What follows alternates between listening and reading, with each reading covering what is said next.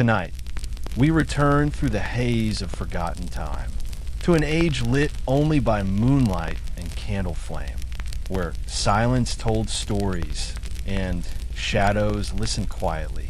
This isn't the world of kings or battles. It's the world of cold stone walls, silent monks, and the strange, heartfelt beliefs of everyday people. You see, history isn't loud. It's a hidden echo that waits in stillness. And if you lean in gently, you'll hear its quiet voice. So rest your head, let the past slip in softly. And let's begin with those odd, lingering fears of the medieval mind. When a mirror was more than glass, the moon was more than light, and bathing was more than bathing. And if you're still here, drifting through these ancient shadows with me, then let the coming sleep find you. But if you ever wish to return, leave a like, and when you'd like to wander again, quietly subscribe for stories that don't shout, but whisper you to sleep. Do not look in the mirror after dark. It may seem harmless now. A mirror hanging in a hallway. A reflection. A glance. But once long ago, it was not harmless at all. It was dangerous. Deadly, even. In the medieval imagination, a mirror wasn't just a tool for vanity. It wasn't even just glass. It was something else. A fragile gate. A boundary between this world and the one just beyond it. People believed that when you looked into a mirror, something might be looking back. And if you stared too long, especially after dark, you risked something far worse. You risked losing your soul. Yes, it sounds strange now, but back then, it made perfect sense. In a world where night brought silence, and silence brought fear, a reflection was not a comfort. It was a mystery, and every mystery might be dangerous. They said the mirror could pull you in, not your body, but your spirit, that the glass, thin as it was, could be crossed, that something could reach through, or that you might fall through, and never come back. Many believed the soul was not fixed tightly to the body. It was light, like breath, like vapor. So if you stared into a mirror at night, when your body was tired, when your thoughts were loose and drifting, the soul might slip. It might get caught. And what would happen then? Some said it would be trapped forever, wandering between glass and shadow. Others said it might be replaced, that something else, something not you, could wear your face, smile your smile, and step out into the world, while you were left behind the glass. So they covered mirrors after sunset, and if someone in the house died, every mirror was shrouded, not just in respect, but in fear.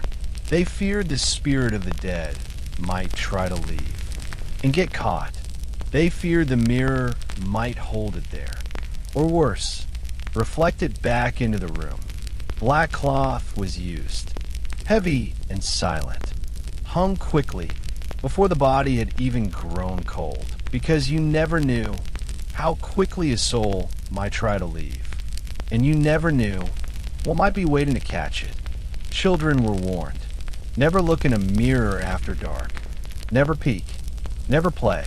Even whispering near a mirror was thought dangerous, because sound could carry across dimensions. A voice could echo and be answered. If a mirror cracked, it meant the veil had torn, something had come through, or something had left. Some believed a broken mirror was a sign that the barrier between realms had thinned, that the spiritual world had passed too close. A crack in the mirror was a crack in reality itself. It's why the superstition of 7 years of bad luck still lingers. Because long before luck, it was about protection. A mirror was like a shield, and a broken one left you open. Even in monasteries, where monks lived quiet, holy lives, mirrors were treated with suspicion. They were kept small, clouded, barely reflective, Enough to shave, but not enough to see too much. Too much detail could be dangerous. Too clear an image, and the spirit might mistake it for another realm, another body, another home. Some priests even blessed mirrors, sprinkled holy water around the glass, said quiet Latin prayers beneath their breath, just to be safe, because a reflection could be anything. And in the candlelight of a medieval room, when the walls were stone, and the wind whispered through cracks in the shutters, a mirror could seem like a doorway, a portal, a thin place where worlds touched. Have you ever looked into a mirror when the room was dark, when only your eyes catch the light, when your face looks not quite like your own? That feeling, the flicker of doubt, the chill that rises along your back. They knew that feeling too, and they feared it, because sometimes your reflection didn't blink when you did. Sometimes it seemed to smile a half second too late, and if you stared long enough, if the candlelight danced just the right way across the glass, you might wonder, what if that isn't me? What if the thing in the mirror, that silent shadow in your shape, isn't copying you at all? What if it's pretending? What if it's waiting? There were even whispered tales of those who fell silent after long gazes, who no longer spoke the same way, who laughed strangely, who forgot things, simple things, like their mother's name or the year of their birth. People wondered, had they come back alone, or had something else come back with them? And so, bedtime became sacred. Mirrors were turned to face the wall, covered in cloth, sometimes hidden entirely behind doors or curtains. Some placed small crosses beside the frame. Others left a bowl of salt on the floor beneath it to purify the space or confuse the spirit that might try to cross. You see, salt was believed to hold power, to bind spirits, to bless doorways. And if the mirror was a doorway, it needed protecting too. So people slept in rooms without mirrors. Or if they had one, they slept facing away. And if they dreamed of mirrors, they would wake slowly, wondering what or who they had seen in their sleep. There were folk songs too, mournful and slow, passed down through generations. Songs warning of glass that whispered, of faces that didn't age, of girls who disappeared, leaving only a foggy reflection behind. These weren't fairy tales. They were memories, stories half remembered, half feared, because once not so long ago, a mirror wasn't just a mirror.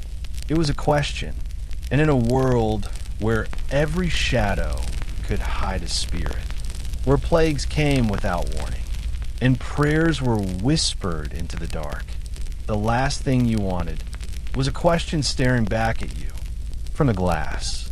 So tonight, as you lie safe in your room, with mirrors uncovered, and your reflection calmly blinking back, just remember, there was a time, not too far from now, when people believed that glass could steal your soul.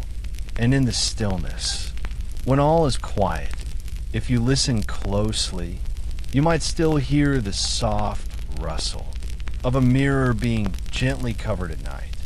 Just in case, the moon will drive you mad. The moon, in our time, is peaceful, a symbol of calm, of tides and poetry, of sleep and soft romance.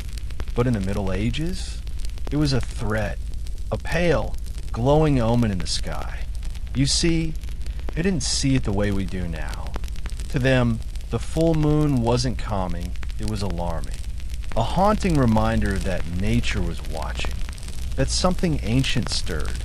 The word lunatic comes from luna, Latin for moon, and it wasn't a metaphor, it was diagnosis. Doctors and priests alike warned that the full moon could steal your mind. It was said that when the moon rose round and silver in the sky, the fluids in your brain, what they called humors, would shift, drawn upward like tides, pulled toward madness. People believed that moonlight, soft and silver though it seemed, was a kind of poison light, a light that didn't just shine, it entered through the eyes, through dreams, through open windows. They told stories of calm men who changed at full moon, men who walked into fields speaking gibberish, women who tore their hair out and danced alone in the dark, children who stopped speaking, or worse, started speaking with voices not their own, and they blamed the moon. In monasteries, monks were forbidden to sleep near windows, not because of robbers or storms, but because of that eerie, shimmering moonlight.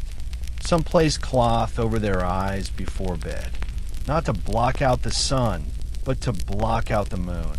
They feared that even as they slept, it might slip in, through closed eyelids, through the still breath of a dream.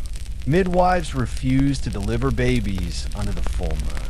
They said the children born then came with strange eyes, or with curses, or not all. And if a person showed signs of confusion or strange behavior, it wasn't their soul that was sick, it was their moon. Hospitals, such as they were, often braced for the full moon. Caregivers tied ropes across beds, locked certain doors, lit extra candles in the hallways. Not for light, but for comfort.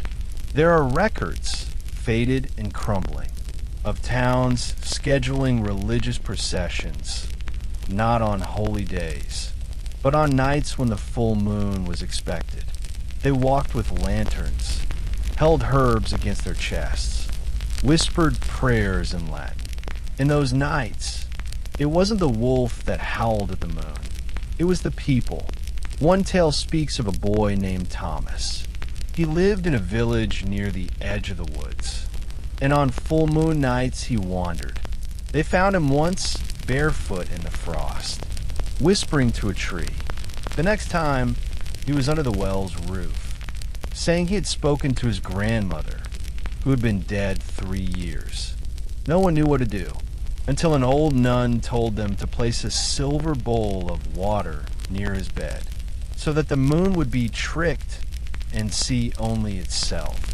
Whether it worked or not, no one knows. But Thomas never wandered again, and so small traditions like that took root. Some households kept bowls of water on windowsills. Some painted their shutters with dark dyes. Some left offerings, a sprig of rosemary, a curl of wax, a coin, just in case the moon was watching. Lunacy, they said, came in waves like the ocean, and if you timed it wrong, if you fell asleep unguarded, you'd be pulled under, drowned in silence. In certain texts, monks recorded warnings. Do not sleep under her eye. Do not drink from still water on a moonlit night. Do not answer voices that come after midnight, for they may not be yours. The moon didn't need to attack. She simply had to shine. And in a world already teetering on fear of demons, disease, and death, she was another quiet danger.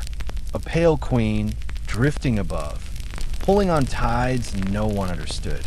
Bathing could kill you when cleanliness was a curse. It seems like such a simple thing, doesn't it? A warm bath, a moment of quiet, steam rising like soft ghosts from the water, a place where the world slips away and nothing exists but the stillness of your breath and the warmth against your skin. But in the Middle Ages, that warmth was dangerous, that stillness suspicious, because to the medieval mind, bathing wasn't a comfort. It was a risk. You see, in a world ruled by superstition and shadow, the body was seen as a vessel, one constantly under attack. and bathing open it wide. It began with the idea of pores, tiny invisible doors in the skin that let out heat, but might let in something else. Bad air, they called it. Miasma. Invisible sickness that drifted on the wind, clinging to walls, doorways, clothes, and especially to damp skin. And when you bathed, when the water was hot and your skin softened, the pores opened, too wide, too long, and in that moment, illness could slip in. Physicians, those learned men with robes and rings, warned of this often. They wrote long, curling texts with careful Latin that told kings and villagers alike, let not the body be too exposed, for when the outer doors are open, inner weakness may enter. To be clean was to be vulnerable, and so bathing, especially hot bathing, became something feared. But it wasn't just physical weakness they feared, it was spiritual weakness too, because water was not just water. It was a liminal space, a crossing over, a shifting line between the known and the unknown. There were whispers of water spirits, of demons that moved through rivers, of saints who washed in streams and returned forever changed. Some believe a long bath might strip you of more than dirt. It might remove your protection, wash away your blessings, open your soul. In towns across medieval Europe, communal bathhouses once stood like strange temples. Men and women would soak together. Yes, but over time, these places became suspect. Accusations began to rise. Bathhouses breed immorality, said the clergy. Ou bâtiment invite corruption, said the scholars. Some cities shut them down altogether. Others allowed only the sick to enter, and even then, only briefly and never in hot water, because heat was believed to attract evil. The hotter the bath, the more it lured dark forces. Even kings, wrapped in velvet and guarded by knights, avoided bathing.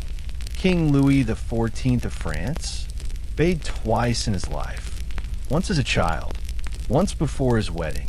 The rest of the time, he changed clothes, layer after layer, believing, as many did, that fabric would soak up the sweat and filth.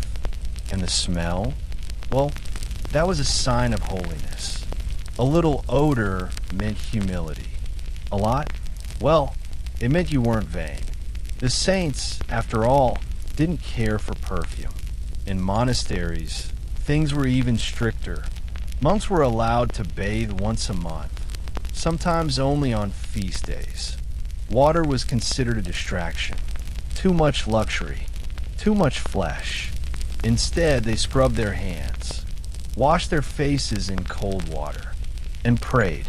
Always they prayed, because to be clean was not the same as being pure. And to seek warmth or softness was to risk losing something greater. Discipline, devotion, control. In homes, things were simpler, but not necessarily safer. People would wipe themselves with dry cloths, change undergarments often, sprinkle themselves with herbs or vinegar or wine. Lavender and rosemary were favorites, thought to ward off plague. Garlic was hung by windows. Juniper burned in fireplaces. Scent, they believed, defended the body. Soap was used, yes, but rarely. It was coarse, homemade, and often reserved for laundry, not skin. Because again, bathing was for the reckless. There were stories, strange, cautionary tales passed down like warnings wrapped in bedtime hush. A woman who bathed too long and never woke again. A boy who washed in a spring and saw his reflection move without him. A merchant who scrubbed himself clean before Mass and found a black mark on his chest the next morning. shaped like a claw. Truth? Maybe. But in the medieval mind, truth was not just what you saw, it was what you feared. And they feared what lay beneath the water. Doctors, of course, disagreed with one another. Some insisted a bath could help balance the humors. Others said it disturbed them. One common belief was this: let the feet be warmed, but not the head. Let the body be rinsed, but not soaked. Let the water be tepid, never hot. Hot water stirred the blood, loosened the spirit, invited confusion. Too many people, it was said, had come out of a hot bath not quite themselves. And what of illness? In times of plague, bathing was seen as a death sentence. Physicians warned against opening the pores. Priests spoke of divine punishment, and townsfolk shuttered their windows, lit candles, and waited. No one bathed. They burned herbs. They wore masks stuffed with flowers. They drank strange tonics. But water? Never. Even after the illness passed, the fear lingered. Bathing had opened a door, and they would not open it again. And so, people lived their lives between dust and cloth. They wrapped themselves in layers. They wore sweat like armor. They believed scent was protection, and water was a trap. Even brides sometimes went to their weddings unbathed. They were anointed with perfume, crowned with flowers, but beneath the silk, the body remained untouched. It's hard to imagine, isn't it, that something so ordinary, so gentle, could be seen as a danger. That the very act of washing your skin might be enough to invite death. But this was the world they knew, a world of spirits and signs, of shadows and scents, of danger that came not with swords, but with steam. Tonight, as you lie in your warm, clean bed, think of them, the ones who live their whole lives never feeling soap on their backs, never knowing the comfort of warm water between their fingers, never trusting the thing we now find soothing.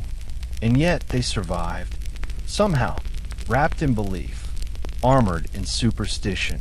Fear kept them safe, and sometimes that was enough.